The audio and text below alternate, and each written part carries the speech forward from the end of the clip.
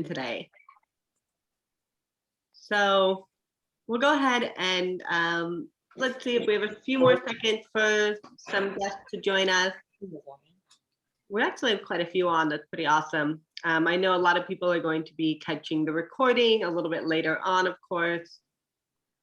So I think we have a few new joiners, and I'm really excited to welcome you to our Cork Buzz classes. I'll go ahead and, kind of like lay down the ground rule, the housekeeping. I mean, there aren't really any rules. The only rule is that I muted you, but you can take yourself off mute if you'd like to say anything. The reason I would mute you is just because to avoid, the dog barking in the background, the spouse is asking when dinner will be ready, how hot the grill is that you're going to throw that hot dog on, all of those fun things. So please feel free to take yourself off mute. I'll share a presentation and you can ask questions. You can also use the chat box. One of the best things about wine is the community that it creates. And when we're talking about some of these wine regions that perhaps you have had the opportunity to visit, please share that with your community. It's really fun. You can just kind of talk in the chat box. If you've been to Alsace, if you want to go, I had a trip planned to Alsace in June of 2020. Of course, that got canceled. I don't know if it's the wine trip, so I don't know that will necessarily be replanned again. But I certainly hope so. Aside from, obviously teaching classes for Cork Buzz, I also teach for the Wine Scholar Guild.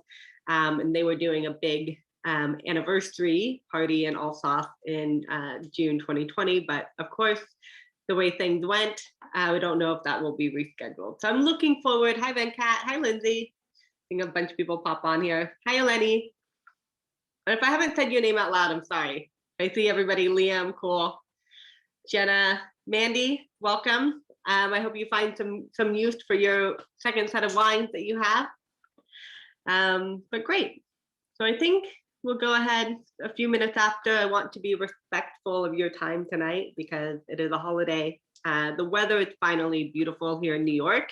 It has been pouring down rain the last 2 days, so it's really nice to have a little bit of sunshine come through. And we're talking about Alsace, which is a sunny region in France. It's a very, very unique area in terms of its climate. It is a continental, cool climate with gobs of sunshine, like so much sunshine. And this creates this really incredible climate where we have traditionally seen white wine grapes be planted and grown because of this cooler climate, but you do have these kind of powerful and richer styles of wine. But then of course, we'll talk about all of the other factors that change that, like soil types or individual vintages, the unique style of different producers, of course.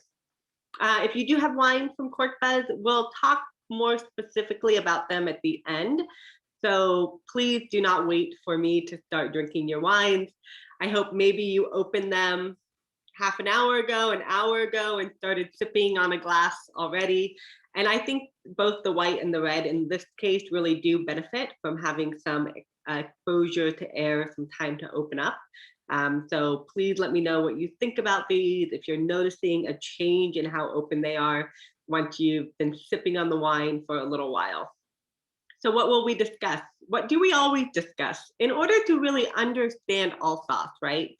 To say, this is a region that's kind of unfairly been homogenized as a white wine region, although the idea that that's all it is couldn't be further from the truth, right? So how do we cement that idea into our brain? We talk about the history. This is going to be really fun. A lot of history here. We're on the Rhine River.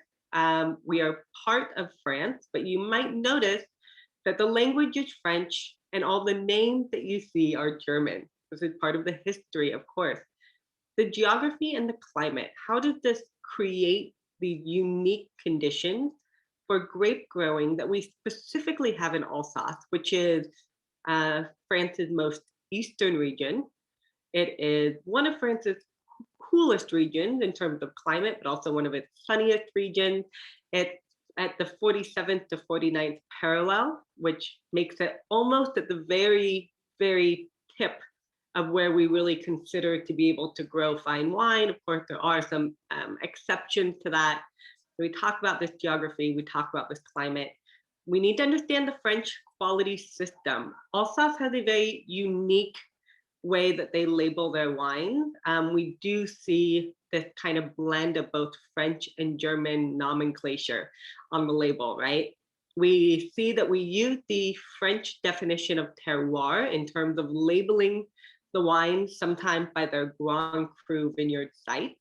But we also have the German tradition of listing a grape variety on the label, as well as possibly a style, right? Aside from listing, Blanc or, Pinot Gris, Riesling, Sylvaner, Gewürztraminer. We might also list things like a lieu-dit.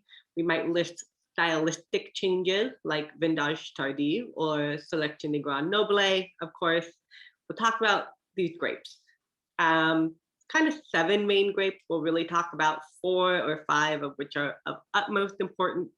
And we'll talk about those major styles. So what's really unique, I mentioned, I kind of at first, when I started learning about wine, just sort of homogenized Alsace as this idea of a white wine region in France, which is very unique overall, that the white wines they produce really outpace the production of red within this region. 90% of the wines produced are white, right? But then we have these grape varieties, we have these Grand Cru vineyards, but then we have all of these different styles, and we have a system of dry to sweet wines, but a little bit of this kind of defies classification. So it leaves it up to the consumer to sort of try to understand either the site or the producer and the style of wine that they might make. So we'll talk about some of that. We're going to discuss the Grand Crus. There are 51.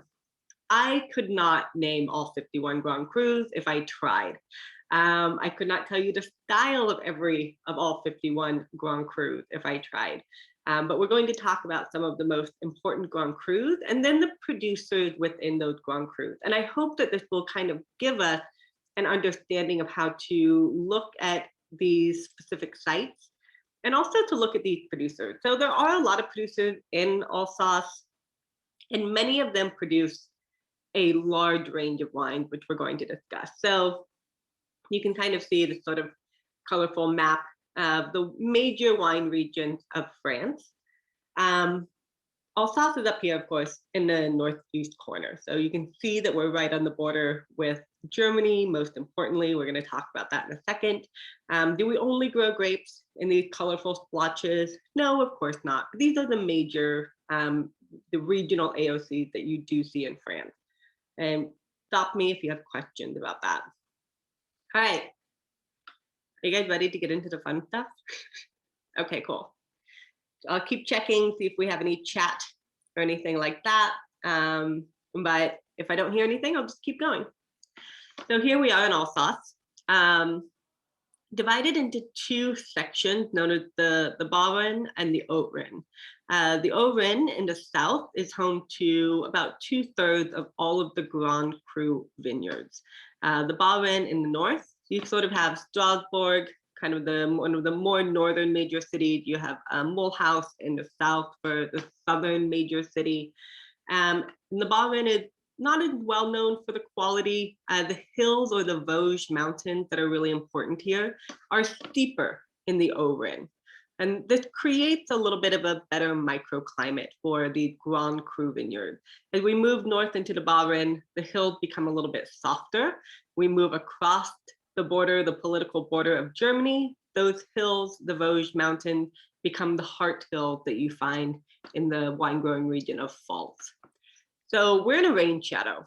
The Vosges mountains are here. Any of the sort of cooler, wetter Atlantic wind that is coming across France is really deposited on the western side of this mountain range. So by the time we're on the eastern side, there's not really any moisture left in these clouds to fall on the eastern side of the mountain range. So this creates, again, as I mentioned, that really sunny but dry and kind of cooler climate. Like it's still warm in the summer, of course, but we have large diurnal shifts, really cold nights and warmer days, which is especially important for Riesling. We're going to talk a lot about Riesling. I mentioned before that this is the easternmost wine growing area in France, right? It's also the westernmost major wine growing area for Riesling, because most of what we find for Riesling does come from just over the border in Germany as well. We have the Rhine River that flows through, and then we have the Black Hills as we move over into Germany. So we do have this kind of lower plain as well as these foothills within the Vosges Mountains, where we find the majority of the Grand Cru vineyards and the more prime site for grape growing. Do we grow grapes on the plain and make wine? Yes, we do. They fall under the regional AOC Alsace category, but quality wine really comes from these foothills. So this is kind of what's known as essentially a graben, and we're going to talk about this for soils. Not to get too nerdy about all the soil types, but essentially it's what's known as a graben, which the Rhine River does flow through, but it wasn't carved. It's essentially this valley that was created after layers and layers and layers of different types of topsoil and bedrock compounded on top of each other, shallow seas over time. And essentially as these layers rose, there was an event that happened that made them fall, almost like a souffle. And when this souffle fell, the land fell, it created this kaleidoscope of different soil types. As these layers of soil that were one on top of another now broke through the surface at different places. Kind of like I was thinking about it today. I'm like, maybe if you're carrying today outside after class, like a lemon meringue pie, and you drop it on the ground and suddenly you can see exposed, you can see the meringue, you can see the lemon curd, and you can see the crust, right? Everything's exposed. Maybe you drop your trifle as you're walking outside with it. Now all 9 layers of your trifle are exposed, right? Kind of the same idea. So Alsace is largely known for varietal wine, and usually those wines are labeled by the grape variety. This is a departure from what you see in the majority of France, where wines are typically labeled by the place, right? Not the grape variety. We mentioned that 90% of the production is white wine, and it represents about 18% of France's still white wine production at the AOP level. We have about 4,000 growers and nearly 1,000 who bottle wine on their own. Co-ops and negociants are still really important. There are co-ops and negociants who buy fruit from the larger Grand Crus and it goes into their AOC Alsace wine. But we do often have a lot of family-owned companies here, wineries, even some of the most important like Trimbach and Hugel are wineries that function both as an estate, meaning they own their own vineyards that they make wine from, but also as negociants, where they purchase fruit from other growers and make wine out of that as well. So you have both estate and negociant from some houses. Every producer pretty much is going to bottle 6 to 8 different wines. The large co-ops, the large negociants might bottle 20 to 30 different wines per year. So you might think they're going to label all 7 or going to bottle all 7 grape varieties. Then maybe they have a couple of blends, which is allowed under AOC Alsace. Then maybe they want to make a couple of late harvest or sweeter style designate wines like VT or SGN, right? Maybe they're making sparkling wine, Crémant. They might be making the only red wine that's allowed to be made in Alsace, which is Pinot Noir. And then, of course, we know we have these 51 Grand Crus. So much like you see in Burgundy, many of these producers own vines in multiple Grand Crus, right? So you might see a producer who's bottling, Brand, as well as, Brand, as well as Rosacker, as well as Hengst, right? As well as Geisberg and things like that. The wines are bottled in flutes, the tall, skinny bottles that you might have there. I don't have the wine with me, unfortunately, today, because I didn't go into Corkbud to work and I forgot to bring them home on Saturday. But we shouldn't be afraid of flute. Oftentimes, consumers see a flute and they associate the shape of that bottle with sweetness in the wine. And this is not necessarily true. I understand where the stigma comes from with Blue Nun and some of the sweeter styles of Riesling or wine that you might find in Germany. Not all of those styles are sweet, but it does not, immediately in fear that the wine is going to be sweet. So keep that in mind. Flutes are not always sweet.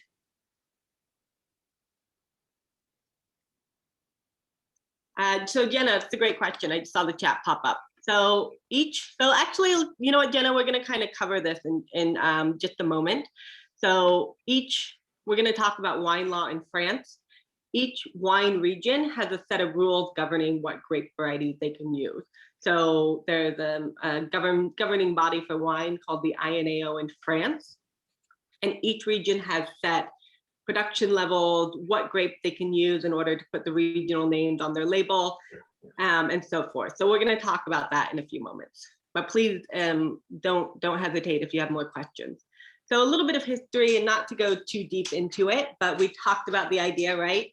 French language, German names when it comes to a lot of the towns, the Grand Cru vineyard, the lieux-dits that we'll be talking about, the family name. It started out really as a part of what would later become Germany, the Germanic Holy Roman Empire, for much of its original existence. France had an issue with the Spanish Habsburg house. They got into a fight over a religious dispute originally that turned into a huge European war for political dominance, known as the 30-Year War. During this time, French armies seized Alsace to prevent it from falling into the hand of the Spanish Habsburg. So French armies seized Alsace from what essentially was Germany. When there was a treaty that concluded the war, French was in control of Alsace. So this kind of cemented the French ownership of Alsace in 1648, but kind of prior to, I think it was in the 1630s or 1620s that France initially seized Alsace. It's really part of Germany prior to that. It becomes part of France in 1648. A couple of centuries later, Germany decides to claim the area again, along with Lorraine, which is a little bit further west of Alsace itself. So at the conclusion of the Franco-Prussian War, Germany claimed the area. After 1871, there's a couple of crises that we see within the area. So one is powdery mildew, really something that decimates the vines, American vine disease, as well as phylloxera. Also an American vine disease that really hurt a lot of the grape growers and the vineyards all over Europe, particularly in France as well. So even now it's part of Germany, but obviously we know that that's a political boundary, right? The geographical boundary between what's now France and Germany is a little bit more fluid, of course.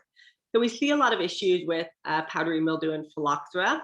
And this encourages the planting of hybrids, which were really developed heavily within Germany because it's a cooler climate in Germany. We have issues with frost, we have issues with mold and mildew and things like that. So they created these hybrids that would be less susceptible to some of these things that really hurt viticulture, right? That I mentioned, the mildew, the mildew and the frost and things like that.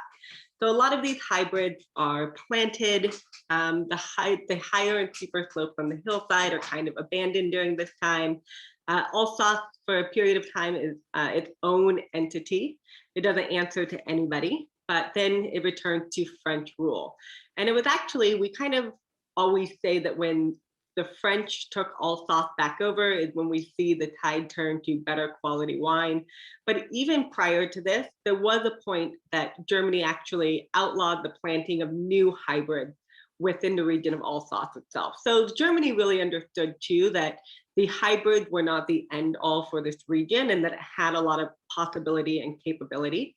So they had outlawed the planting of new hybrids, but when the French took back over, they really started to actually rip up the hybrids that did exist and plant them with Vitis vinifera vine. So the better grapevine for growing grapes and making wine, which makes our Riesling, which makes our Cabernet, which makes our Pinot Noir, etc. During World War II, we also see Germany taken back over during this time as well by Germany. It was a very strategic location. Hitler really didn't want to give this location up, but it does go back to France post World War II and had been part of France ever since then. But you kind of see that Alsace is a culture that's between these two countries and between these two cultures. They speak French, but the accent is a little bit more German. We know that the grape varieties and the style take a lot of influence from the grapes and the styles of Germany themselves, the food, the architecture. And not only that, but because this is an area that has gone back and forth so many times, their identity has kind of been fluid and shifted and changed. It was also an area where we saw a lot of my immigration too as well. So Alsace has always kind of been an area that's been very religious and politically tolerant as well. And that really shows in the region too, which is pretty cool. We see a lot of better plantings on the sites on the hillsides, what would eventually become the Grand Crus. In 1962, they received their own AOC status. So this is what we're about to talk about, Jenna, with the idea of who decides what gets planted where and how wines get made, right? So in 1962, the region gained AOC status. It's the last major French wine region to do so. It's France's smallest region, although it does have so much diversity in the styles of wine that it does produce. We mentioned that it's pretty far northeast. We know about the Vosges Mountains. Pictures are always fun, so you can see how the rainfall really falls on the western side. And then we have the much drier eastern side of the mountain. So this is much better for the production of growing grapes. They don't like wet feet. They really don't like too much moisture. It's better to let the grapes struggle a little bit without a lot of moisture, as long as they have enough, or without a lot of rainfall. The average is about 15 to 19 inches of rainfall per year. This is one of the lowest in France. And a lot of this is actually precipitation, right? So some of this might even fall on the vineyards during the winter as snow, and that counts as precipitation. I grew up in a rain shadow. I know exactly what it's like in Eastern Washington. We got about 6 inches of precipitation per year. It's technically considered a desert climate, even though it's in Washington state. But really, really low rain precipitation, and most of it is snow in the winter. So we have the Rhine River to the east, separating France and Germany. The best vineyards are going to enjoy these southern and southeastern exposures. They maximize the sunlight to ripen the grape. We're going to talk about that with the Grand Crus. But although we kind of see, it looks here like, okay, so we have this mountain range, the Vosges, and then we have these vines planted on the kind of the lower foothill. There are traverse valleys. Has anybody been to Alsace? So like I said, if you have, go ahead and chime in about your experience or what you do see. So there are these traverse valleys that do go east and west. So it's not just the north to south wine growing region. So you will see vines that are actually, planted west, or it might be planted southwest. So not everything is just east and southeast. So this really plays into the idea of the Grand Cru sites, the best areas for ripening. And even though it's dry, we do see a little bit of humidity. So this creates botrytis affected grapes, which we're going to talk about for SGN, or Selection de Grand Noble. So definitely keep that in mind. But it's pretty rare. So these styles of wine that are affected by botrytis are usually only made a few times a decade. This is, I think, is a really cool little map, because this kind of shows that souffle and how all of this layer cake, right, was all pushed up. So you have all of these different exposed soil types in Alsace. There's no way to really classify the sites in the Grand Crus of Alsace, because they have different soil types, they have different exposures. You have sandstone, you have limestone, you have volcanic soils, you have granite, you have Grey de Vosges, kind of a pink sandstone that you find within the area too. Fun stuff, right? So, sometimes some like to be like, oh, you can just taste the granite in this wine. No, of course you can't. That's not true. You can't taste soil. You can confer that what soil really does to a wine. And sometimes wines do smell like soil, right? Like a little bit of damp earth. I like to say potting soil. I replanted some plants today and reminded myself what that smelled like. But we're really talking about the texture and the character that these different soil types give to the wine. So on the steeper hillsides, we generally have gneiss, we have granite, we have schist, we have volcanic sediments.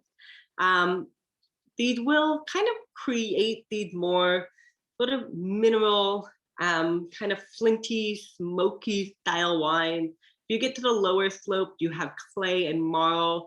These are heavier soils. They retain more water, they stay cooler. These are soils that do better in hot years within Alsace, where maybe in cool years, those higher slopes with soils like granite that retain more sunlight do better, right? So we think about these differences in vintages, but we tend to have in these lower slopes kind of broader texture on the palate. The wines are a little bit more solid. They have more body and weight. Sandstone and limestone tend to give us wines that have elegance and finesse.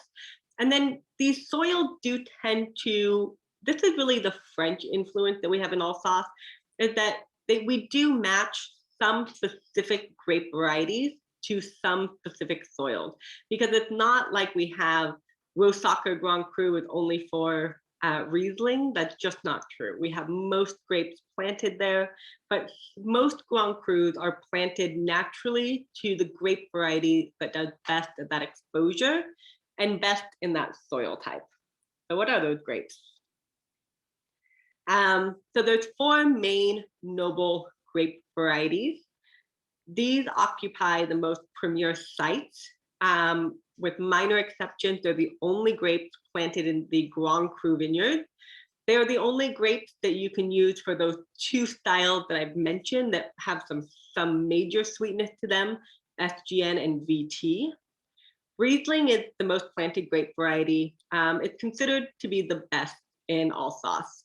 Riesling from Alsace usually is dry, especially if it's at the AOC Alsace level. You might find sweetness in Riesling at the Grand Cru level. It will be more powerful. It will be higher in alcohol. The flavors will be riper, but still with a lot of acidity and minerality than what you might find in Germany. So in Germany, the Riesling will usually have a little bit more sweetness at the entry level and a little bit kind of like finer of an expression, right? Pinot Gris, this is the world's best expression of the grape.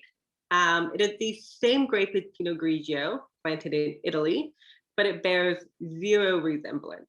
What we have here for Pinot Gris is a full, rich, spicy, smoky expression. It tends to have higher alcohol in Alsace because of that sunshine, because of that ripening.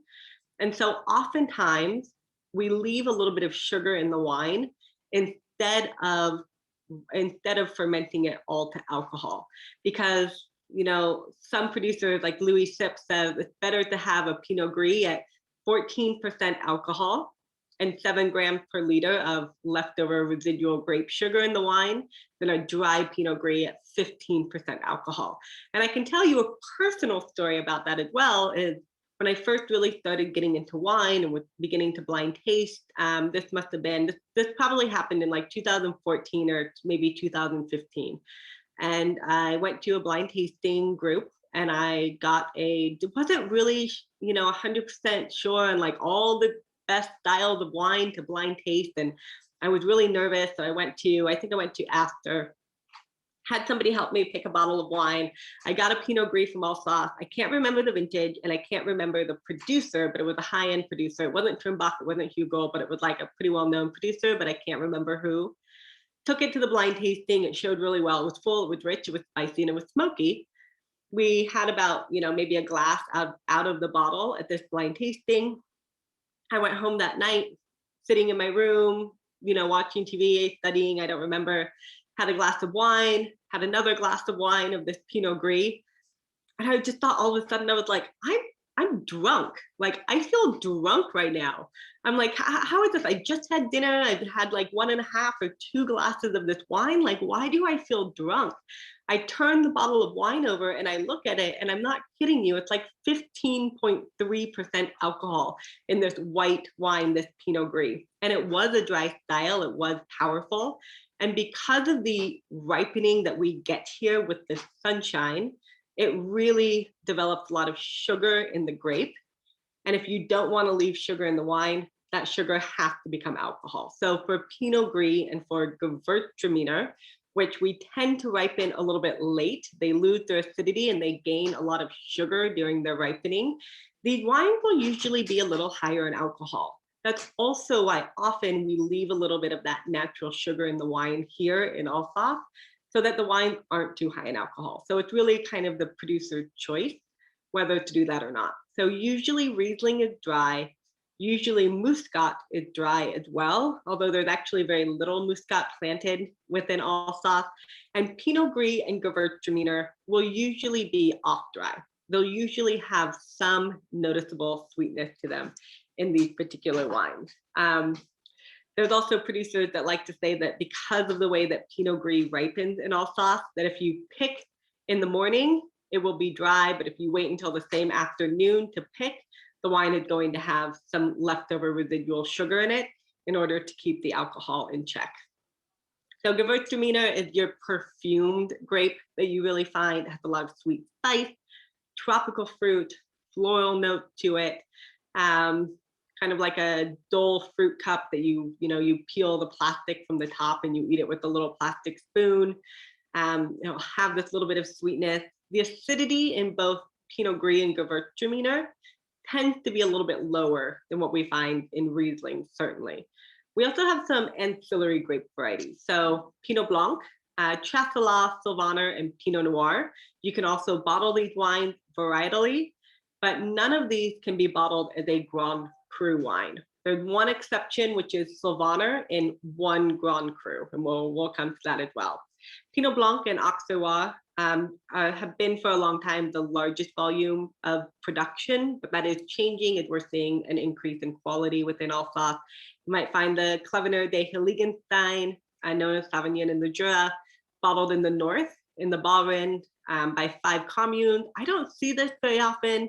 It's not as exuberant or spicy as Gewürztraminer. And then also we do see some complantation, which is the art of mixing grape varieties in a terroir. Marcel Dice is a producer, and his son now is making the wine that is really a proponent of this, who thinks that the best indication of terroir is actually mixing the grape varieties, co-fermenting them and selling it as a blend. But this is not necessarily a very popular stance in Alsace, but just to be aware of that too. Okay, here we go, French quality system, right? So the French quality system, as we mentioned before, essentially started in the 1920s and came into being in the 1930s. And the idea is that each region has its own set of laws governing how they grow the grapes and how they make the wine. And this is typically based on the historical significance, right?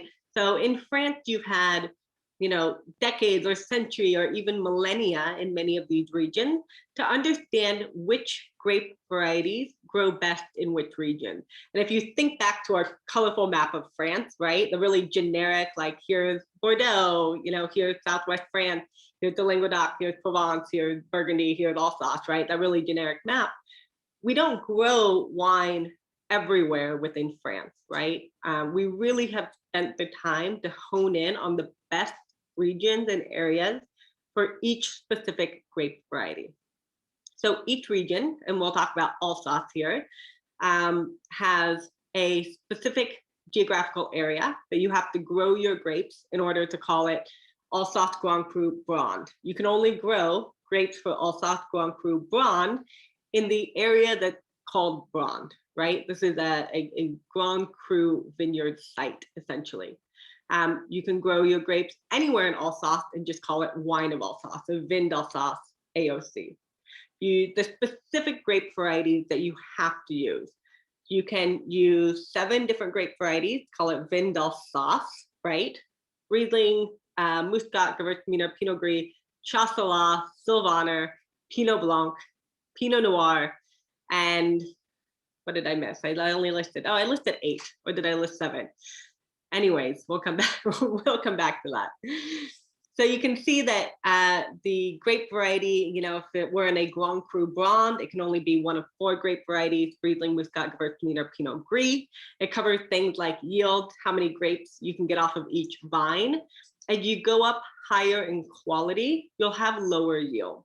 It covers things like ripeness. What is the minimum ripeness or the minimum possible alcohol you can have in your wine to pick the grapes? This protects against underripeness in the wine, that protects the consumer. Things like vineyard management and winemaking techniques. For example, for vineyard management, in the Grand Crus, you must hand harvest. In Vin d'Alsace, the larger overarching appellation, you can choose to hand or machine harvest. Machine harvest is a little bit harder on the grape than hand harvesting. You might declassify your wine to something like IGP or Vin de Pays. And we have 3 AOPs we're going to talk about: Alsace, Alsace Grand Cru, and Cremant. So 1962, we already know, approved as an AOC. Now in 2011, we have kind of 2 sort of sub nomenclatures that we can use. 2 further appellations. They complement Alsace AOC. They're part of this. They're kind of like a sub of Alsace AOC. They're not their own AOC that's separate. So we also have, so this might be, in Alsace, you might notice I keep saying Alsace and Grand Cru, Alsace and Grand Cru. And some of you are probably like, wait, where are the Premier Crus at? There are none. There are no Premier Crus within Alsace. So as we keep talking about Alsace, and you know, I want it, hopefully it will come a little bit more organically, so I won't keep stopping to explain things. But as we talk about how these Grand Crus have been decided, we'll begin to understand why we don't have any Premier Crus. And now this is not necessarily popular in Alsace. A lot of producers in the region don't like the Grand Crus. 51 Grand Crus is a lot. Most of them don't mean anything to consumers. It's not a system that really helps us to choose wine from the region. So a lot of producers don't necessarily even use the Grand Cru on their label. They declassify their wine to just wine of Alsace, right? So it's kind of considered that in 2011, we created these 2 sort of sub nomenclatures for Alsace AOC. And eventually, these might become the idea of a Premier Cru if we change the law in Alsace, right? So we have AOC Alsace Communal. These are stricter regulations in terms of how to grow the grapes and make the wine. There are, it says 11 here, but I actually think there are 13 communes that can be mentioned on the label. I'm going to make a note of that so I can follow up with that tomorrow. You also have Alsace Lieu-dit. Lieu-dit is a single vineyard site that express the combination of varietal and terroir. So also with stricter requirements here. These Lieu-dits typically have a name, a vineyard name. Then we have Alsace Grand Cru. It's its own AOC. There's today 51 Grand Crus that all have their own AOC. The first was Schlossberg in 1975, which we're going to talk about. 25 Lieu-dits were added under 1 Grand Cru AOC in 1983. So kind of like the idea of Chablis, for those of you that know Chablis or were in my Chablis class. 1 Grand Cru in Chablis with 7 Climats, right? So kind of that idea. Another 25 added in 1992, a 51st added in 2007, and today each Grand Cru has its own AOC. We mentioned before, not all of the producers are happy with the quality of these Grand Cru vineyards. And we're going to talk about how this happens in a few moments. So some of the most important producers in Alsace, like Trimbach, like Hugo, like Baur, they don't actually list the Grand Cru on their bottle of wine itself. We also have Cremant d'Alsace. Cremant is sparkling wine made like champagne, 2 separate fermentations, one inside of the bottle that gives it kind of that toasty, deep bready character. from the local grapes of Alsace. So the main grape that we really see in Cremant is Pinot Blanc. Chardonnay, you can also use in the production of Cremant, but you can't bottle Chardonnay as a varietal wine in Alsace. You would have to declassify it to just Vin de France, which is done. I think Hugo has a Chardonnay. I think it's Hugo that has a Chardonnay that they grow in Alsace, they make in Alsace, but because it doesn't fit into the appellation law for the region, they just have to declassify that wine, and all it is just wine of France, meaning they can put the grape variety and the vintage, but they can't put any more specific area that the grapes or the wine comes from other than France itself. We know who Hugo is, we know it comes from Alsace, but he can't put that on the label. How are we doing? I've given you guys a lot of information, so please, as I mentioned before, don't hesitate if I can kind of follow up. I saw the comment, Mandy, about the flute bottle style. So that I've heard a couple of different things. It's a very common bottle style in Germany, of course. I've heard a couple of different things. I don't know, somebody else might have a theory that they've heard. I've heard that because the ships were narrower, unlike the Rhine River, that they shaped the bottle differently because they could actually stack more one on top of another. That's kind of one of the ideas of it, but I don't know how true that actually is. So I guess I don't really know the answer to that question. I'm sure I've heard it some other theories before, but sometimes your brain can only hold so much. So how do we read Alsatian wine labels? It's easy because most of the wines are varietally labeled, meaning it lists the grape. If no variety is listed, it's probably a blend. So you have two main styles of blends in Alsace. You have Edelsvicker, which means noble mixture, but it really means it really is the opposite. It's typically an inexpensive blend. It's usually one of the least expensive wines of a producer's range. It doesn't even actually have to be a blend of anything. It could be all Auxerrois or Pinot Blanc or Riesling, but usually it is a blend. We also have Gentil. Gentil is superior to Edelsvicker, but it's still a blend. It requires a minimum of 50% of the noble grapes. Riesling, right? Gewürztraminer, Pinot Gris, and Muscat. So minimum 50% of those grapes. The grapes must be vinified separately, made into wine separately, and then blended together after the fermentation. We know that we see the Vin d'Alsace is your entry-level Alsace AOP. So this means the grape can come from anywhere in the larger Alsace area. Alsace Grand Cru AOP, we understand that this means that the grapes must come from the named Grand Cru. So you can't in Alsace just label it only an Alsace Grand Cru AOP and then blend from different Grand Crus. That's a no-no. So you'll always see, if we go back to the previous Sind Umbrechts here, you'll always see the Grand Cru listed with this nomenclature on the label, Alsace Grand Cru Brand. And here we have Brand listed again. Such fun stuff. Vindage Tardif. Now we're getting into our style that will typically be sweet. So Vindage Tardif does not always have to be sweet, but this is a late harvest style, meaning that the grape will typically raisinate on the vine a little bit. They'll be picked when we have really long, warm sort of harvest years. They tend to emphasize varietal purity. This can also only be one of the 4 noble grapes. Always listed, actually not always, because Marcel Dice makes Vindage Tardif, but usually listed with a single grape variety. They usually have some sweetness to them, and they are a little bit raisinated. They can be dry though, depending on how much we ferment that natural sugar, right? We also have Selection de Grand Noble. These are grapes that have been affected by noble rot or botrytis. And botrytis will add complexity and flavors that are kind of piquant. They tend to be a little bit spicy. We say ginger and orange marmalade characteristic to these. The botrytis will really suppress the varietal character of the 4 noble grapes that they have to use. So these are also grapes that are individually picked berry by berry. As I mentioned, botrytis happens in conditions where we have these kind of wet, misty mornings and dry afternoons, which is not always that common in Alsace, right? So we really only see these SGN or Selection de Grand Noble wines a few times a decade. Cremant d'Alsace, your sparkling wines made like champagne. They tend to be Pinot Blanc dominant, but you can see these as blends or single varietals of Chardonnay, Riesling, Pinot Noir, Pinot Gris, or Auxerrois.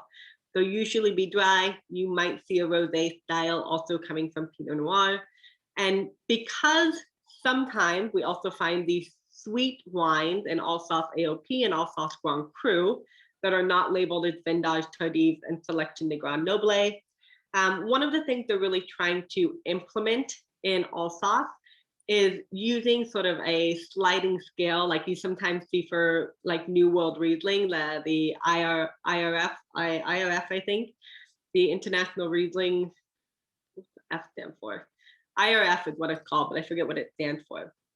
Where you see that you might have a series of numbers on the back that will tell you how sweet or dry the wine is. So sec means dry. You might start seeing the term sec on a label of Alsatian wine, much like you see like somewhere like Vouvray in the Loire Valley. But there's currently 2 scales that are authorized, which is kind of weird. So one is 1 through 5, and another one is 1 through 9. So, but luckily you should have kind of some sort of arrow or a dot on that scale telling you how the wine in the bottle will taste on the palate. And this scale is actually how dry the wine tastes, and not actually how much sugar is in the wine, because some grape varieties like Riesling can have a little bit of natural sugar, but if the acidity is very high, that wine will taste dry. Something like Gewürtztraminer, which is lower in acidity, will taste sweeter even if the wine doesn't have that much residual sugar in it. Are we ready to talk about some Grand Crus? All right, so the Grand Cru system started in 1975 with the prototype of Schlossberg. This is a large area. It's not contiguous. It's kind of 2 main areas. Not everybody was really happy with the Grand Cru system. Now, for example, just to give you an idea, when Schlossberg was petitioned in, leading up to 1975, it was initially petitioned to be an area of about 25 hectares, but unfortunately politics won out over geology and terroir in this case. And Schlossberg itself is actually a Grand Cru of 80 hectares. So this is a huge, huge area, right? It's really large. And that means that the entire vineyard itself doesn't have the same quality of terroir or the grape that it grows. And also that we have so many producers who are making wine from the grapes of this vineyard that the producer style really affects the quality of the wine as well. So let's talk about a couple of these Grand Crus. And this is just a couple of great maps that really kind of show you, it's about 75 miles of this thin band of Alsace. So the kind of darker pink is your Alsace AOP. So if we're labeling it Alsace AOP, the grape can come from anywhere along this darker pink, be blended together, and you can call it Alsace AOP. If you're calling it one of the 51 Grand Crus, the grape can only come from one of the individual 51 Grand Crus. And you can see how they're, primarily located further to the west, that are more in the slopes of the hillside of the Vosges, as opposed to on the plain as you're stretching down towards the Rhine River. All right, let's talk some producers, some Grand Crus. Hey, Lindsay, I see a question here.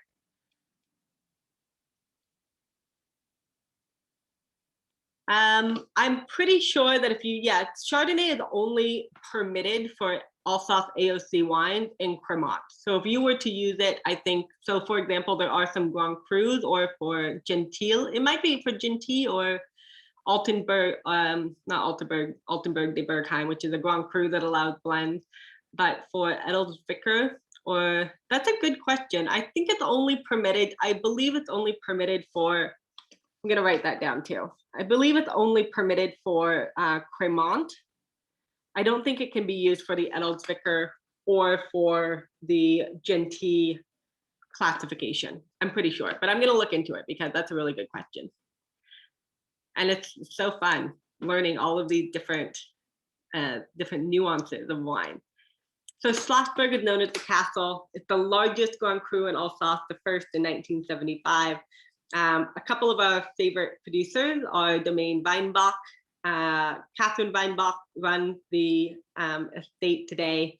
It's biodynamic. We're going to talk about a lot of biodynamic producers, as well as the two wines that we're drinking tonight, also both biodynamic.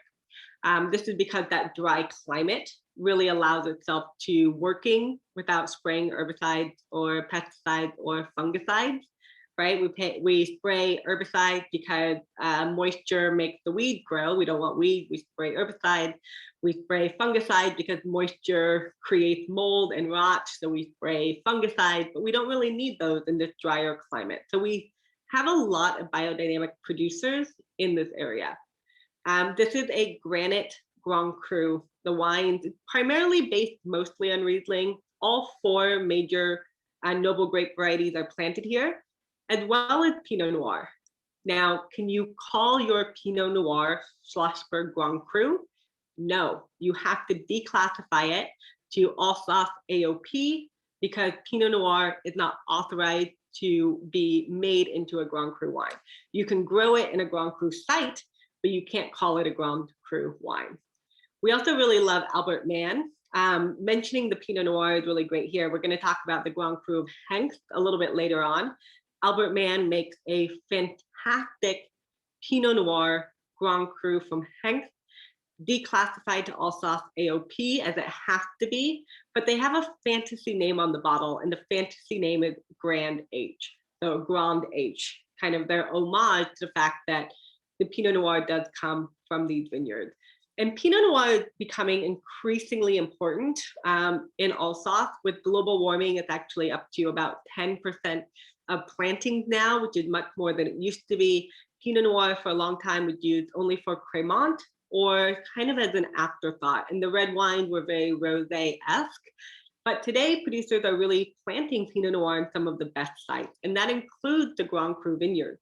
The Grand Cru vineyards were classified at a time that ripening was an issue in Alsace. So all over France, many times the vineyards that kind of came to the forefront as being the best for grape growing or for specific grape varieties were the places where it was easiest to ripen the grapes. And this is very true at Alsace. And this is one of the reasons that, one, we're planting Pinot Noir in these Grand Cru sites, which tend to be the best sites for ripening, so that we can get the Pinot Noir ripe enough. We also use stems a lot in Alsace. But this is also one of the reasons that we're struggling with the higher alcohol levels and the sugar that we're actually leaving in the white wines, because these Grand Cru sites see more ripening, and now that's contending with global warming too. So we might see, as we mentioned, those Lieux or those communes being elevated eventually to sort of an intermediate Premier Cru status. We might see some changes with the Grand Crus as well. I don't know for sure, but that's just speculation. Kafferkopf, the most recent Grand Cru, 51st Grand Cru, 2000 and 2007. I think that is behind my little talk bar, but I think that's what it says.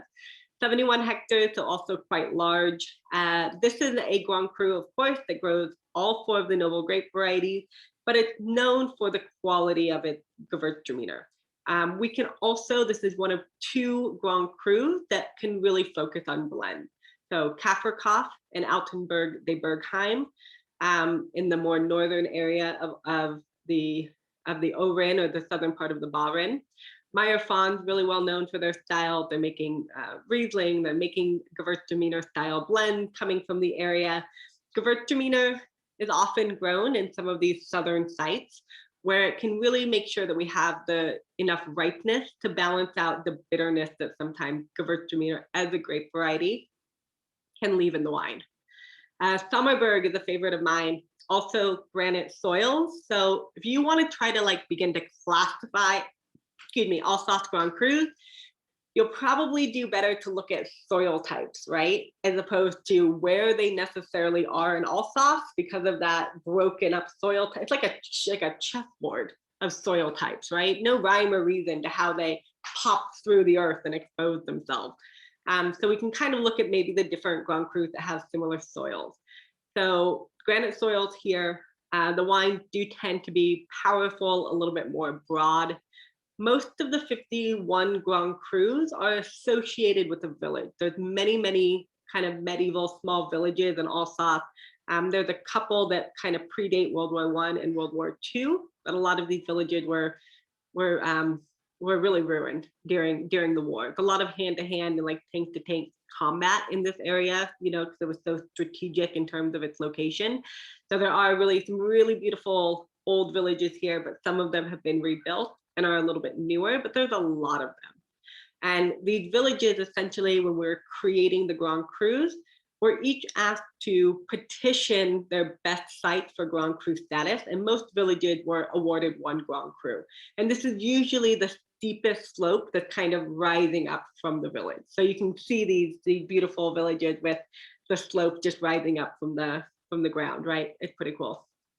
Albert Boxer, really fantastic producer that I love.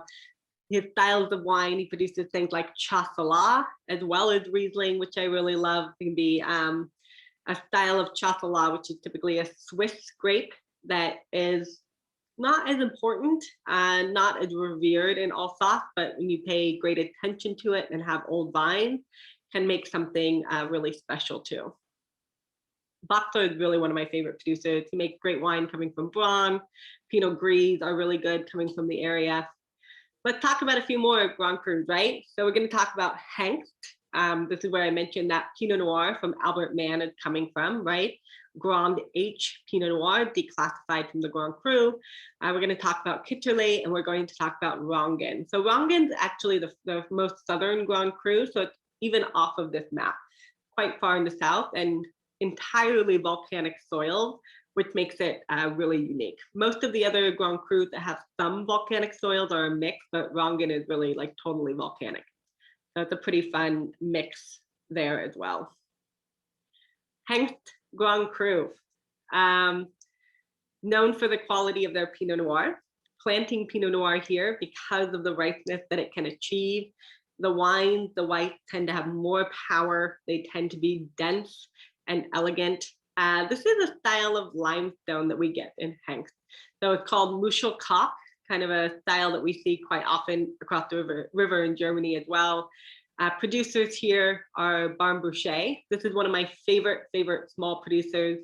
Alsace is an area where you have that tradition of handing down kind of the family secrets of making wine, right? So it's not uncommon to be like the 12th, the 13th, the 11th, the 14th generation of grape growers or winemakers in your family. And Barmboucher doesn't go quite back that far, but it's two young siblings that have really taken over the production of the estate.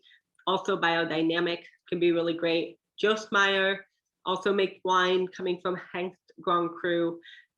Their style is undeniably dry. There are producers in Alsace who really want to focus on dry styles. Hugel, Jost Meyer, Trimbach is another of those that do really great things, the drier styles of wine. Fun maps, a couple more. Hengst Grand Cru here. Fürstenberg, Eichberg, you can see some of these different ones, those ones we won't talk about. We're not talking about all 51 Grand Crus tonight because I'm sure you want to have dinner at some point. Kitterle, Domaine Schlumberger is well known within the area also. This is a mix of red sandstone and volcanic rocks. We get a little bit of that smoky minerality in these wines. I've had some of these Rieslings, they're really fantastic coming from this domain. They tend to be a little bit more on the elegant and fruity side, along with those smoky tones that you might get. You can really see the steep exposure with these terraced vineyards that are cut into the side of the Grand Cru itself to make the vineyards more workable as well. So it's a Grand Cru that's known to be a little bit troublesome in its youth, but it really rewards careful cellaring for the wine. And Alsatian wines, especially Riesling, can age for decades. They really can go back quite a long time. So Zind Umbrecht, really known for the quality of their Grand Cru wine coming from Rongen in the far south that we mentioned. Zind Umbrecht is a huge proponent of biodynamic wines as well. We have these deep, really dark volcanic soils. It is a steep mountainside vineyard. You can see, can you imagine trying to like walk up and down this vineyard picking grapes during the harvest season? These wines are really powerful. They're really concentrated. They have a lot of grip and spice to them. Olivier is an MW, so he does a lot of really cool, if you're like really interested in you know, learning a lot about Alsatian wine, Olivier Umbrecht does a lot of webinars and different terroir driven talks about the Grand Crus of Alsace as well. So Geisberg, Rostacker, and Schonenberg. Love these German names. If anybody speaks German or French on this class right now, I apologize for my accent. So Geisberg is a really interesting Grand Cru.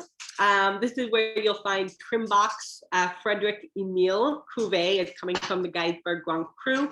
It is declassified. Trimbach recently in the late 2000s actually started making a Grand Cru Geisberg wine, which they had previously never made a Grand Cru labeled wine prior to that. It's known equally for the quality of its Riesling, its Gewürztraminer, and its Pinot Gris. Tend to also be very steep with a lot of diurnal temperature shifts. And Kinsler is a really fantastic producer that you find making Grand Cru Geisberg, along with Trimbach itself as well, of course. Rostock Grand Cru. So this is John Trimbach. I've been talking about the Trimbachs this whole time. So also, I mean, you know, 12 or more generations, two brothers that really run the estate. John Trimbach does a lot of the sales. He comes to New York quite often. His brother Pierre is the winemaker. Clos de Hune is arguably the best Riesling in the world. It is an unbelievably dry style.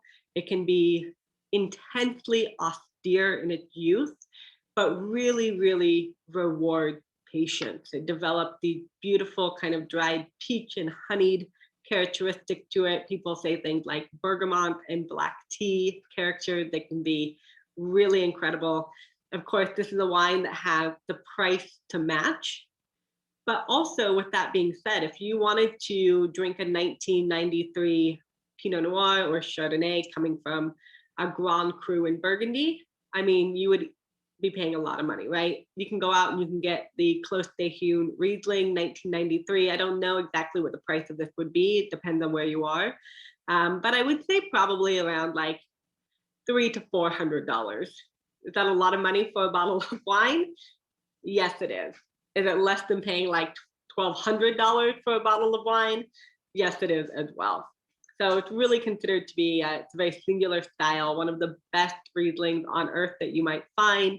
The other Trimbach wines are also incredible. Look for Frederick Emil as well that I mentioned. You can look for their Alsace AOP wines. They bottle Muscat, Gewürztraminer, Riesling, Pinot Gris. They do an Edelsvicker as well, I believe I've seen before. I know Hugel does for sure too.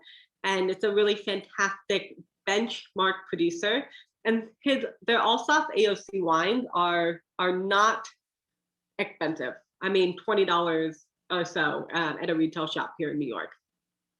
Schonenberg, rich and powerful style, really encapsulated by Bot Gile. The great producer. Bot Gile has a wonderful, wonderful focus on Gewürztraminer. They do really great things with some like late harvest, SGN and VT styles. You could also see those coming from Schonenberg, but the VT and the SGN are listed under the Alsace AOC. It's like a subset of that designation.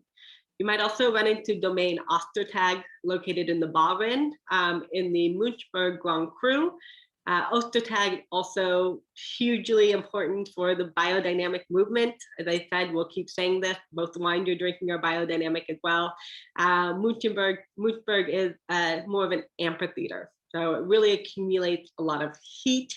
The Rieslings he's producing in the area are wonderful. His wife is an artist, and he will describe, his name is Andre, and Andre will describe the character of the vineyard and the wine and the grape variety to his wife, and she comes up with a label based on his description. So something a little personal there that I think is also really cool. I don't want to keep you guys all night. So we'll talk about food, we'll talk about wines, and we'll be out of here in 5 minutes, unless you guys have any other questions. If you are a vegetarian, I worry that you will have a hard time in Alsace. Really, this is really an area where you would probably go and be like, can somebody please serve me a vegetable that's not pickled or fermented or covered in cream? So Flammkuchen, tarte flambée, these are foods that beg for white wines. And the reason that they beg for white wines, even though we're talking about meat, is because these are foods that have a lot of fat, a lot of richness, typically cream, and we need that acidity to cut through that richness, but we also need that acidity to really help stand up to aromas and flavors like sauerkraut, right? So not uncommon to find these kind of pickled onions, sauerkraut with various cuts of boudin blanc, pork, sausages, the Flammkuchen or the tarte flambée, thin crust pizza with cream sauce, bacon, onion, the beckoff, the casserole, beef, lamb, or pork, kind of like a shepherd's pie style. Sometimes it's topped with like a mashed potatoes or potatoes, but not always. You have Schupfnudeln, potato dumplings, can be really great. You have a sweet high-walled cake, raisins and lemon zest. Imagine having this with your SGN or your VT style. And Münster cheese come from here. The winemakers are very, very friendly in Alsace. So it's not like going to Burgundy where it's super insular and you probably wouldn't be able to get into, you know, a tasting room if you really tried to or you wanted to. They're very open in Alsace. So it wouldn't be uncommon for you to be invited for lunch in somebody's home or to be served a snack at the winery. And Münster cheese come from the region. It is a washed rind, soft, runny, incredibly stinky and pungent cheese. And you really need, again, something pungent to go with this. So we think about that Gewürtztraminer that has a lot of spice and tropical flavors and floral notes. It's really the perfect match for this strong, funky style of cheese. Vintages, I'll send out in a follow-up. I don't think it does us a lot of good to kind of go through and be like, this 2015, 16, and 17, we're all really good. 2018 was okay. I think it's better served for you to have that information to go back and look at yourself at some point. Comments on the wines. So I ran out of the white. So unfortunately, I don't have that to taste. And I did have the red still, the François Baur. But as I mentioned, I forgot to grab it on Saturday, and I worked from home today. So unfortunately, I'm not tasting the wine with you tonight. So if anybody wanted to just comment, you know, and you don't have to, if you like or don't like the wine. I have had the Valentin Zusslin, the Clos Liebenberg in the past, and it really needed some time for a Riesling to open up. When I first opened the wine, it had a little bit of, it was really kind of closed off as well. And as I tasted the wine later on, it continued to get better and better. So I'm curious if this vintage is similar. Also, a pair of siblings running the estate, 13 generations. The Zusslins moved here from Switzerland 3 centuries ago. So kind of, as I mentioned before, it really is a region that welcomes outsiders, probably in part to kind of a tumultuous history of not necessarily always belonging to the same land or to the same culture, right? So really culturally open. They've been biodynamic since 1997. Riesling is their most important grape variety, and they also grow quite a bit of Pinot Noir as well. So Clos Liebenberg is a monopole, meaning that there are no other producers who make wine from this particular site. It's extremely high elevation, even for Alsace, sitting above the Grand Cru of Pfingstberg. So they also do make a Grand Cru Pfingstberg wine. Clos Liebenberg is not technically within the Grand Cru. So this is just released as an Alsace AOP wine. It is a dry wine. They tend to focus on the really kind of racy, pure, precise expressions of the grape. They can be intense, and you might notice too, like you're drinking a 2015 Riesling. The Riesling is more aged than the Pinot Noir that we're going to be enjoying. And I really should have put these two slides backwards, because in Alsace, you would typically taste your Pinot Noirs first. And this is so that they're not overshadowed at the end of a tasting by these really aromatic and intense white wines. So it's similar in Germany. They oftentimes do the same thing where you'll taste through your Pinot Gris, your Pinot Blanc, your Weissburgunder, Grauburgunder, Riesling before you get to, you'll taste your Pinot Noir first before you get to your white wine and your sweet style wine. So it would be more common to probably taste the white first. I wonder if anybody has a comment on tasting them back and forth, if they agree with that or not. Here we have Thomas Baur, 9th generation, biodynamic estate since 2001. This is a wine that's aged in barrels. I believe the Clos Liebenberg is as well, although I couldn't find as much information on that. Sometimes it's really easy to find information on the wines, and sometimes it's not. To find anything out about Clos Zusslin, I had to take the text sheet, which was in French, and translate it in Google Translate. So it just really depends on what information you can find. The Grand Cru of Braun, this is named Le Sang du Dragon, the name of the bottling of Pinot Noir. And it takes its name from the legend about the ancestral life of dragons who lived in the hillside in the Braun.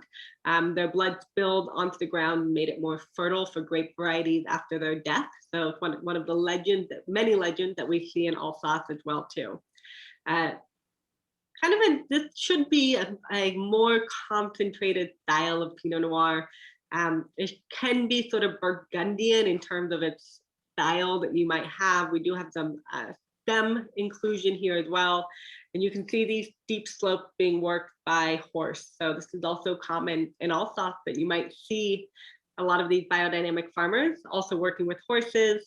In Clos Liebenberg, for the previous wine, not only do they release sheep in the winter time to help with the culture of the vineyard itself, the ecosystem, but they also have bees and birds and bats, and they introduce all sorts of healthy insects into the vineyard to really create a great healthy ecosystem for the vines themselves as well. So I can't wait to go to Alsace. Well, fantastic. Oh, good, Mandy, I'm so happy that you like this wine. That's fantastic. Great. How are we doing, guys? Great. Is everybody like, wow, I had no idea. We all thought, I thought Alsace was just like Pinot Gris and Gewürztraminer. And now we know it's so much more.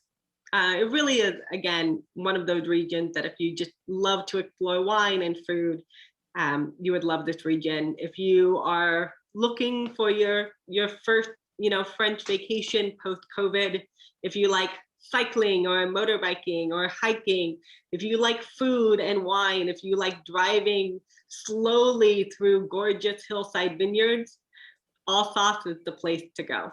And then you can just jump right over the border. You can go to either Switzerland or you can go to Germany. Let me know. I'll tell you where to go in Germany, because I've spent quite a bit of time there myself. So did I catch everybody's questions? I tried to make sure I was looking at the chat as we were going along. As always, I'm sorry to keep you guys late. I really try to keep this to an hour, but I get a little too excited. So thank you for bearing with me. I appreciate it. Let me know if you guys have any questions, okay? I'll send out follow-up tomorrow. Have a great night. Enjoy your barbecue. Enjoy the wines. I'll see everybody soon, all right? Bye, everybody. Have a good weekend, or have a good week. Thank you. See you guys soon.